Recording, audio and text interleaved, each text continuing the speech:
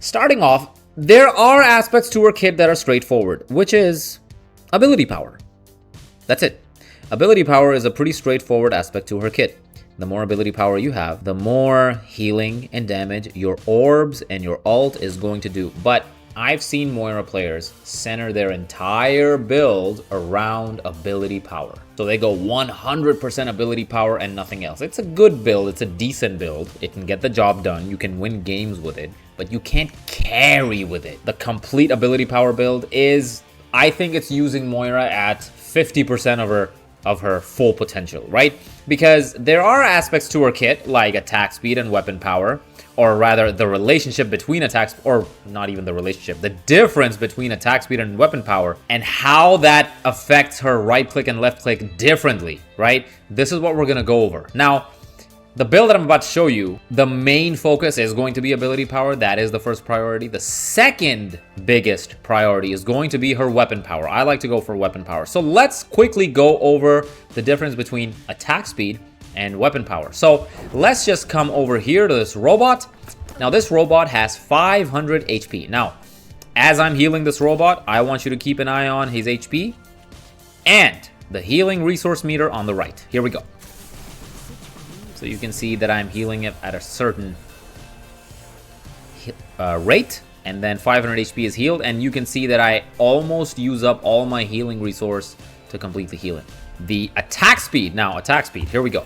Attack speed here, attack speed here, attack speed here, attack speed here, attack speed here, and attack speed here. So we are at 75% attack speed. Now, keep an eye on his HP and my healing resource meter as I heal him. So I'm healing him a lot faster, but you can see that I use up the exact same amount of my healing resource to heal this robot.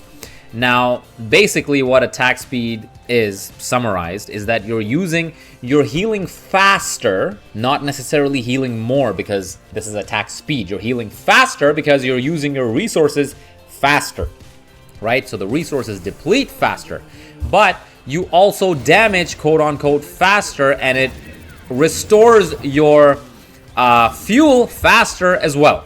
So definitely your healing per second is going to be a lot more with attack speed. Now, you deplete your healing faster, but you also regenerate it faster. That is attack speed. Now let's go to weapon power, right? So we're gonna buff weapon power. We had, I think, 75%, so we're gonna go for 75% here again as well. 75%. Now, I want you to keep an eye on, wait, let me restore my healing. So yeah, you can see that restoring your healing is just the same as it would be in a normal competitive game, but you're doing more damage, right? So again, keep an eye on his HP and my healing resource meter. So I use half of my fuel, or around half of my fuel, to fully heal this robot. The rate at which I was healing him was the exact same as if I had 75% attack speed, but I used 75% less of my healing resource. So what does that mean? The total healing output per fuel tank of my healing, so I'm gonna call this resource meter my fuel tank, right?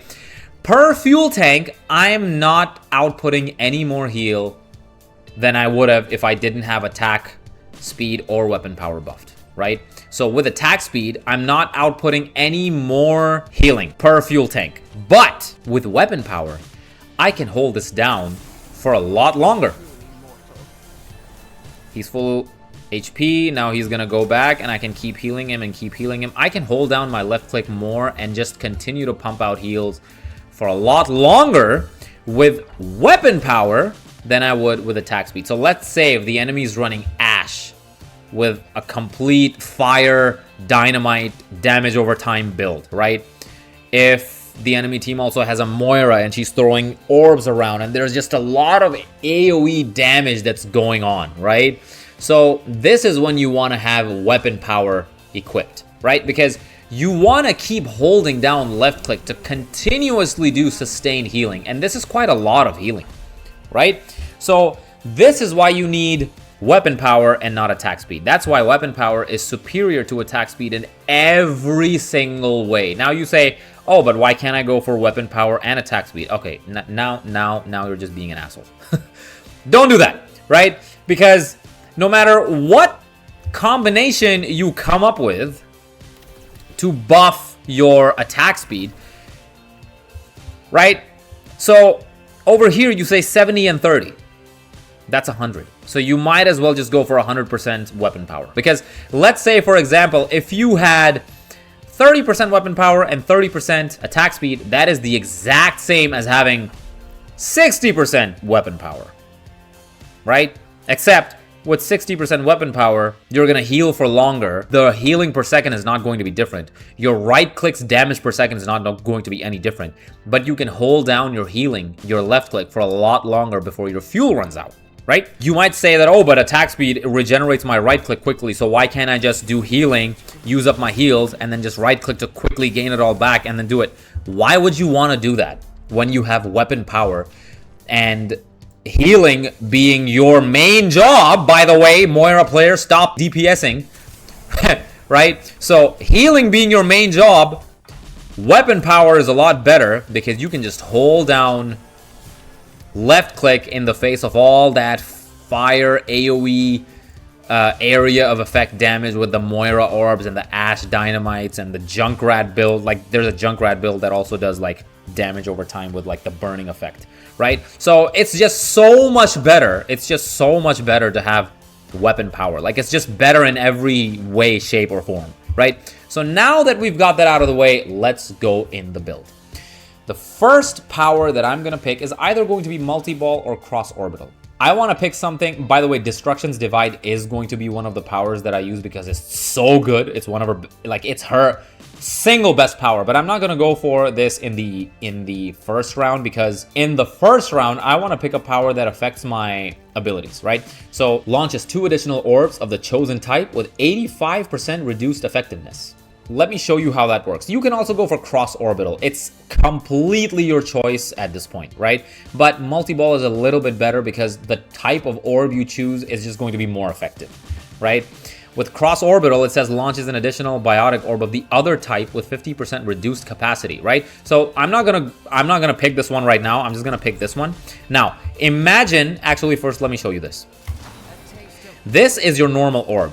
The normal amount of damage. This left and right orbs are the ones with 85% reduced effectiveness. Now, this number doesn't change even if you buff ability power, right? Because if you buff ability power, the middle orb, your normal orb, is going to be more healing or more damage. So this this relative number, relative to the orb in the middle, these 2 orbs will still be 85% reduced effectiveness, even with buffed ability power, because, you know, math exists. So the absolute number of damage per second and healing per second of these 2 orbs is going to be more, but in relation to the middle orb is going to be the same.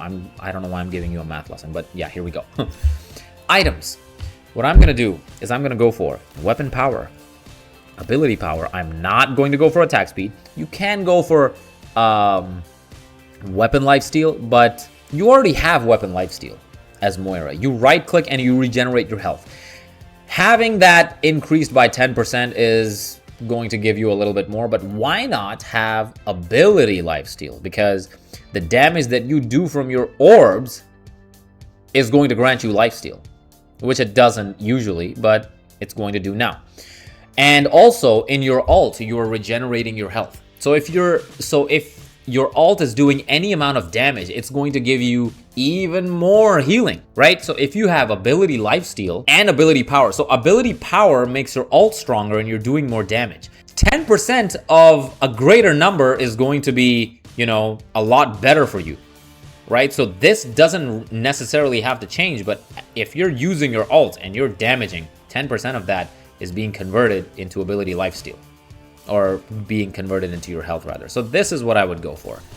If you want to go for some survivability, you can do that too. Armored vest, I mean, it's completely fine, but our build being centered around not too much survivability. There is going to be some survivability aspect. Moira is already very survivable to begin with. That is the first round. The second round, I am going to go for Levitation Shawl. And let me tell you why this is so good, right? When you use your ult, you can fly.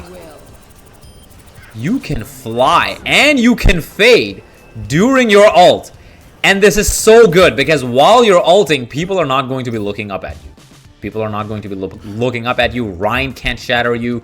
Doomfist can't punch you. Anna, 99% of the time, she won't be able to sleep you, right? So Levitation Shawl is just really good. And if you have, if you did really well in the first round and you have a lot of points left over, you can go for Nano Cola. If you don't, you can just go for Custom Stock, right?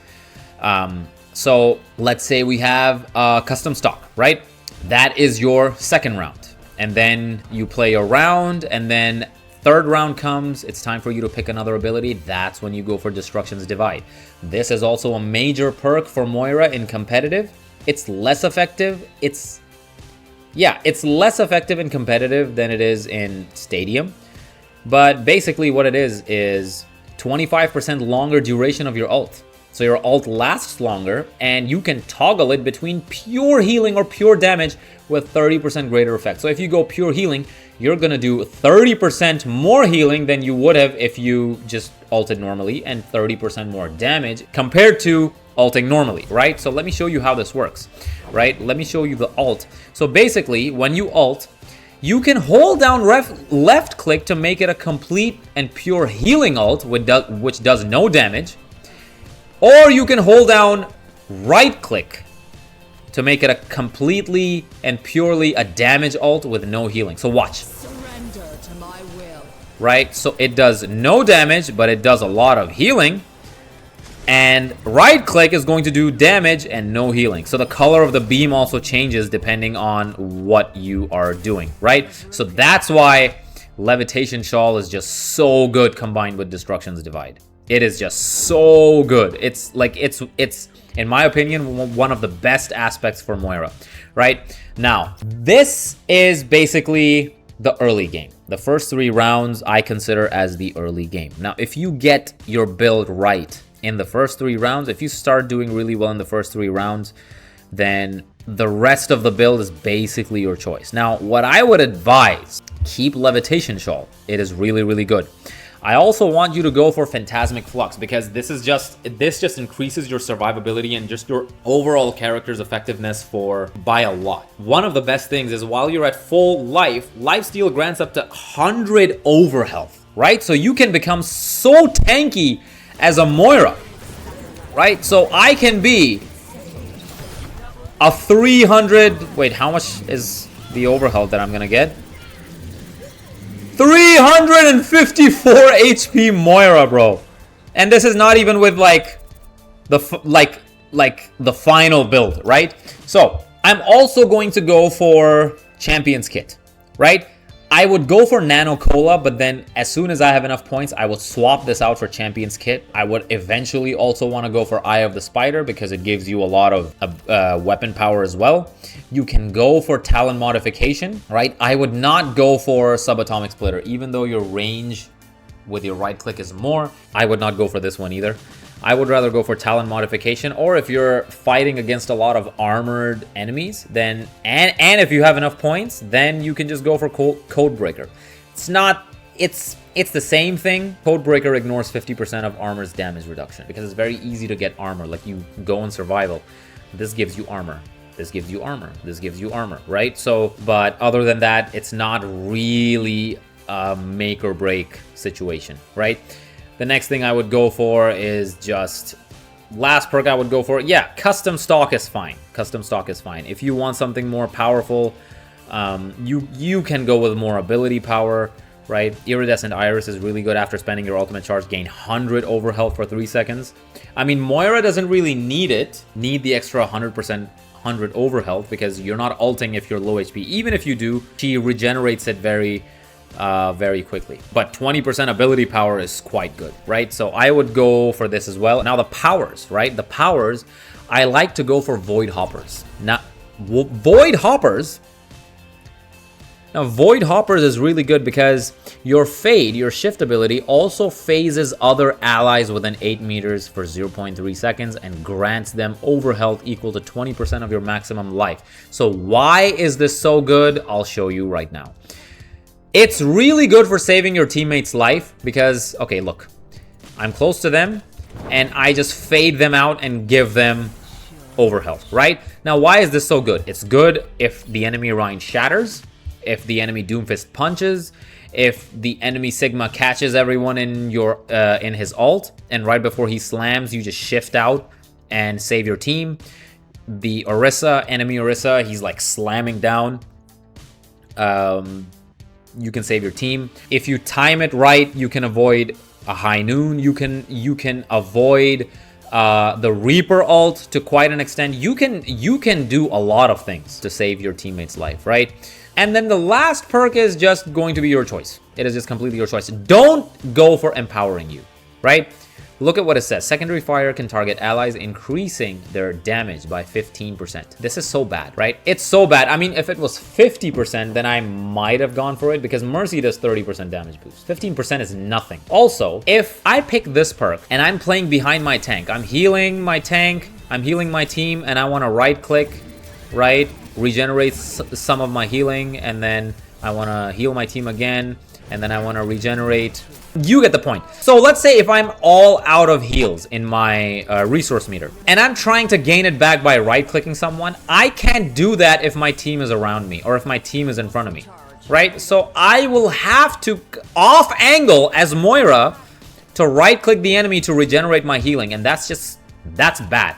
You never want to be off angling as Moira. Your main job being a healer is to heal, right? Is to heal your tank, is to heal your team. Empowering you is just, it's just so bad. It's really, really, really bad, right? You can use literally any of these other 8 powers except for empowering you. This is just the worst thing, right? They need to change it ASAP.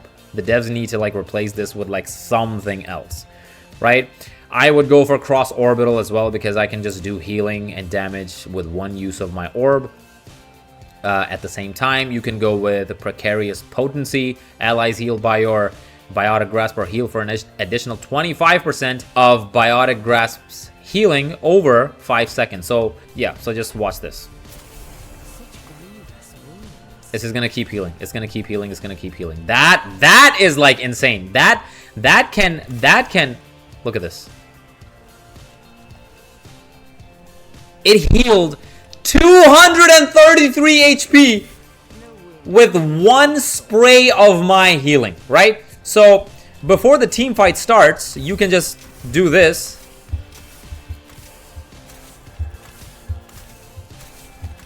Right? It's so good against damage over time abilities like Ash's Dynamite, right? Because a lot of Ash players go for a full Dynamite, full ability power build. This is so good against it, right? You can just... That's it. This power is going to save your life. Save your teammate's life so many times, right? So again, finally, this is what my final build looks like. And just to show you how good Destruction's Divide and Levitation Shawl together is, watch this clip.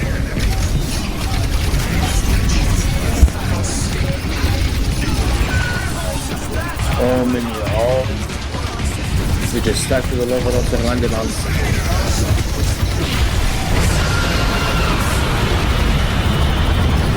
Look at that with this.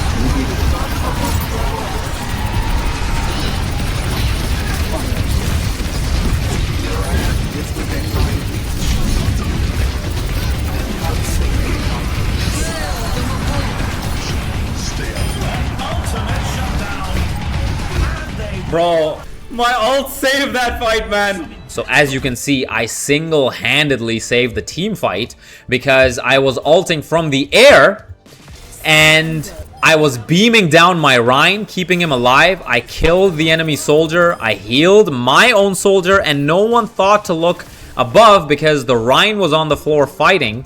He was on the point fighting, and he was attracting all the attention while no one even shot at me once. My duo who I was playing with, he was playing Lucio. He died because I think the enemy caster or the enemy soldier ulted. right? And it was up to me to save the team fight. I did that and we won. Anyway, that's it for this video. If you found something useful, if you learned something useful, don't forget to subscribe. And if you want me to cover any other heroes in Stadium next, let me know in the comments below. I don't play all heroes in Stadium, but if it happens to be one that I play, then I'll make a video on them too. And see you in the next one.